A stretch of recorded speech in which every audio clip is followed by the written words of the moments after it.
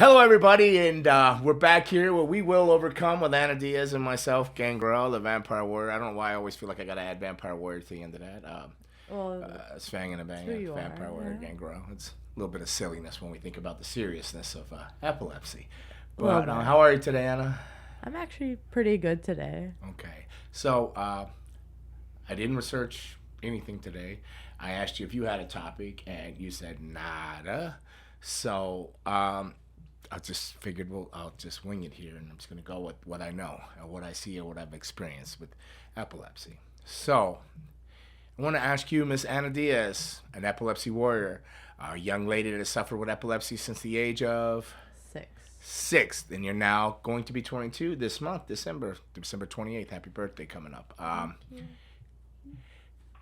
Epilepsy, mental health. How do you feel they tie in together? Do you feel? Well, I guess I'm not going to answer. I'm just saying. Do you feel like your epilepsy causes depression? How does it affect you in your mental health? Epilepsy. So that is a really good topic because not a lot of people talk about mental health when it comes to epilepsy or talk about epilepsy in general. But we've kind of established that. But they definitely tie in together. I'd say anxiety ties in with it too because when I've talked to individuals that have epilepsy and still have seizures to this day, they usually mention anxiety because it's the nervousness of a seizure, like a seizure can come at any given moment. So Right. obviously they are anxious a lot of the time, and of course that causes depression because we think like, why should we have to deal with that? But Okay. it's just what we were given.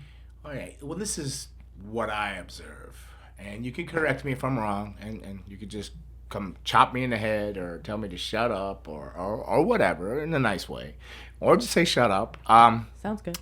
Okay. So you mentioned anxiety, like you get the anxiety of having a seizure, but what I've noticed with you, and you're the one that I see and deal with daily.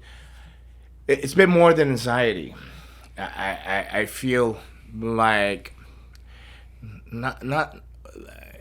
There's many things I feel with you. Like for one, I feel every time you have a seizure, a really bad seizure, I almost feel like your personality changes. Like, like that you don't even realize. Like 1 week or a few days, you'll be like really happy and you'll be super high. You'll have a seizure, and then you'll be like, you have like anxiety or cranky or something, and then you'll have another seizure, and then you'll be like super depressed and not motivated. So it almost seems like with the seizures, it causes a personality change in you. I don't know, with your things firing in your brain and stuff like that. But what I've noticed the most with you is that I feel like you feel like, and I remember that you wouldn't even like embrace the color purple, and you're very angry and everything. You were very angry when you were younger. You locked Yeah. yourself away in a room. You didn't want to deal with the world, but and I'm super proud of you now that you're embracing and you're out there sharing knowledge and giving teaching epilepsy awareness and epilepsy first aid, and you're doing amazing things. But I almost feel like you feel trapped in a sense, like, okay, I have epilepsy. I can't drive. I can't drive. I can't go take a bath by myself, a nice hot bath. I can't soak in a bath. I can't go swimming. There's so many things. You can't go ride a bicycle. So you feel like all these things are behind. You have these against you already with epilepsy, but then you have parents like myself or your mom that are like, "Where are you going? Can you call and check in? Who are you with? Well, you can't go. You shouldn't drink because you're epilepsy medicines, or you shouldn't do this. You shouldn't do that." So on top of already being strapped in a sense with epilepsy and trying to fight that battle there, you have a whole other battle with people that love you, over loving for you, and coming at you in that sense that I saw the other day where you were going to go out, and then we asked so many questions. The next thing you know, you weren't going out and you were just sitting in your room crying.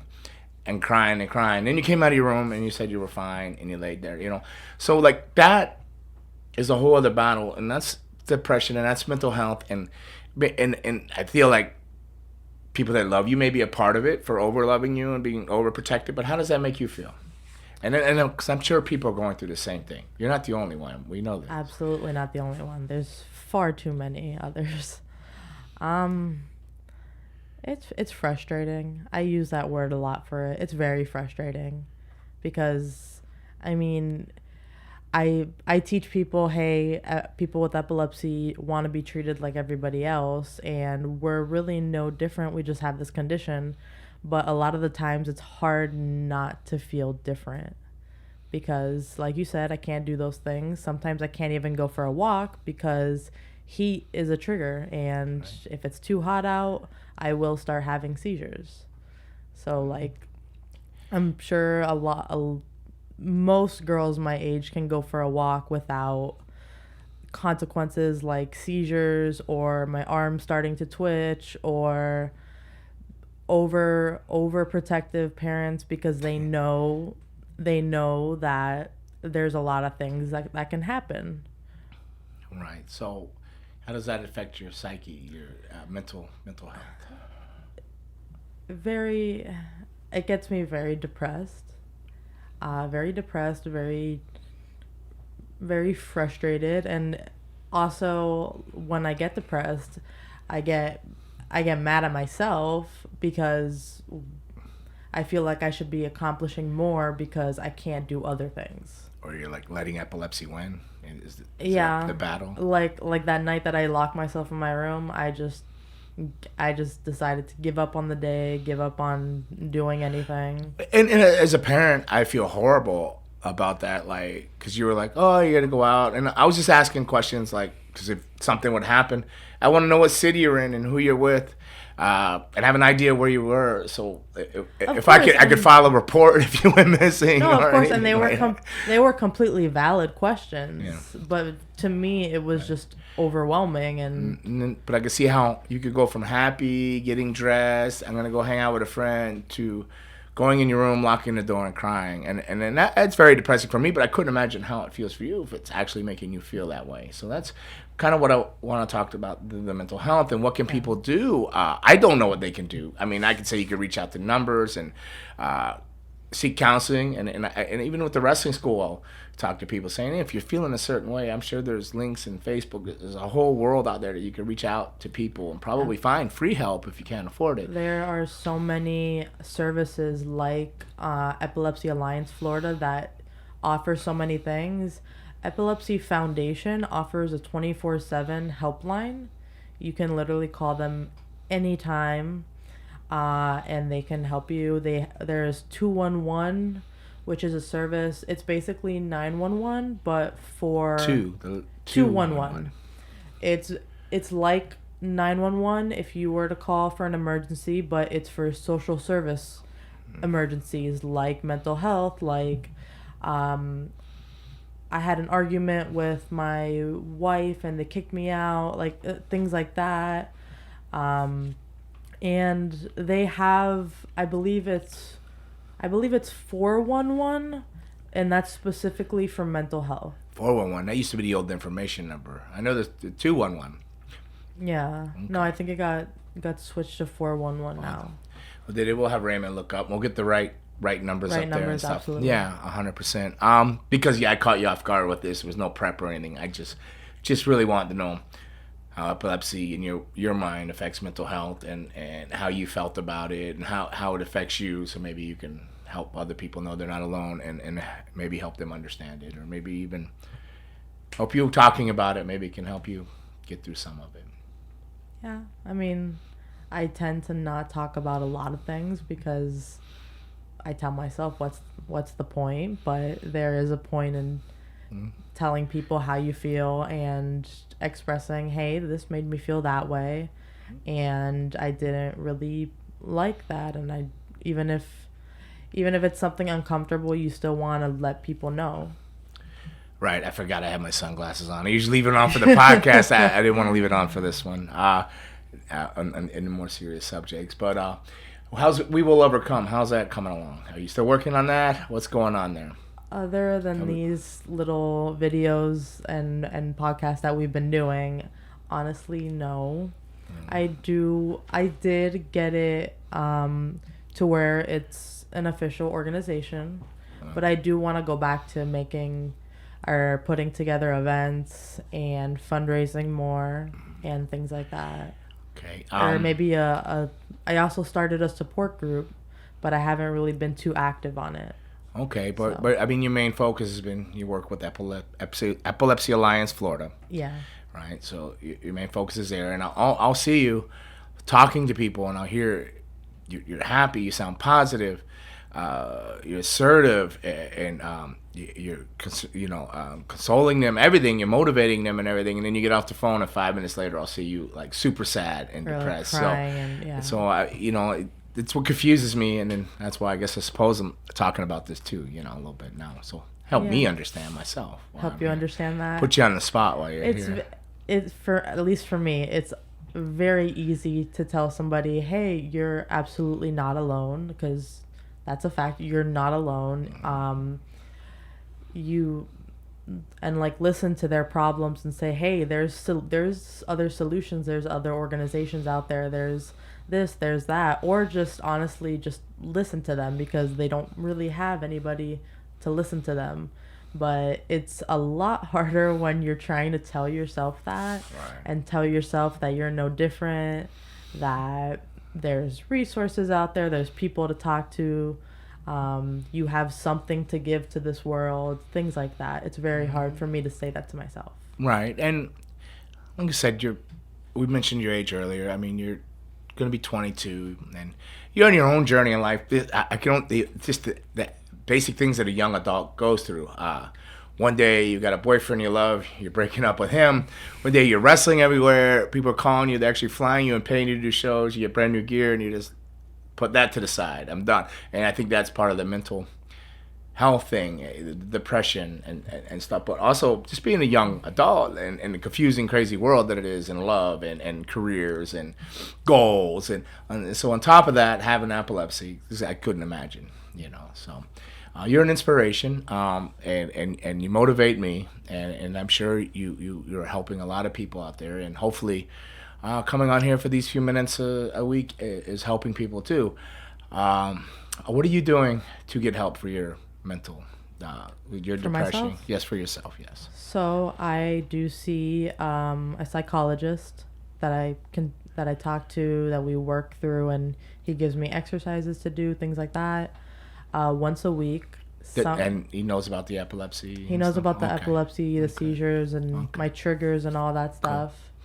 Sometimes I honestly don't think it's enough just once a week, because I find it very hard to stay positive throughout the week. And why do you not do it more time? Is it a money thing? Is it it's expensive? I don't know, actually, because you don't talk to me about this. The only time I get you to talk to me about anything is on here, for whatever the strange reason is when I put you on the spot. At home, you just go close the door. Now so. I have no choice. So. Well, you do. You can tell me it's none of my beeswax, and we can move on, or nobody else's. But I just want to know that you are not just saying go get help. You are actually seeking help yourself and counseling and some guidance and stuff like that too. Yeah, and I have called like some services like 211 who have guided me in the right direction when it's come to other things. But no, it's not a money thing. We never talked about scheduling twice a week until honestly like the other day. So we are trying to figure something out. Okay. To do it more than once a week.